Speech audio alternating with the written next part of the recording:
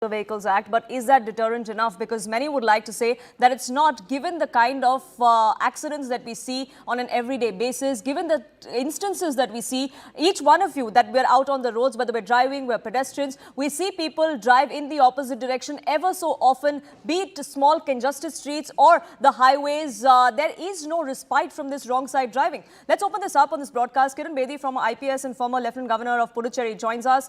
Anurag Kulshrestha, road safety expert, is also with us, and advocate Sumit Chandar is also with us. But Kiran Bedi, let me begin by asking you, this FIR that has now been filed, it's the first in a union territory in the country that Delhi has just filed a couple of days ago. How do you see this FIR? Do you think this is just the beginning of what should be done in a city like Delhi, where we see wrong side driving happen pretty much every day, every nook and corner of the city? It needs to be situational. And if it leads to these kinds of grave consequences, it does. But just situational. Every case stands by itself. But I do believe that it has to be certainty and surety of punishment. And some of the biggest punishment possible. So that it acts as a deterrent. Dar paida nahi hoga, to kaam nahi hoga. You have to create that fear and certainty of instant punishment. So number one is not only the arrest, but also because he gets bailed out very soon. Exactly. And therefore, it should be a very heavy penalty, both financial penalty and criminal liability.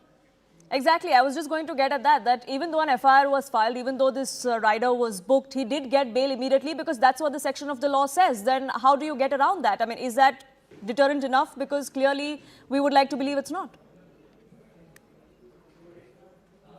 That's exactly the reason. But the point is, this is exactly case to case. I think there has to be an element of where the bail should be held back. But as I said, financial liability, financial fine should be so heavy that it really hurts you. Why is there no deterrent of the law, the fear of the law, do you think? I mean, even fines, like you said, should be much higher. A 1,000 rupee fine or a 2,000 rupee fine is something that many people would not bat an eyelid before giving, or some would even go to courts and contest it. Minimum detention for some months together in imprisonment and very heavy financial fine.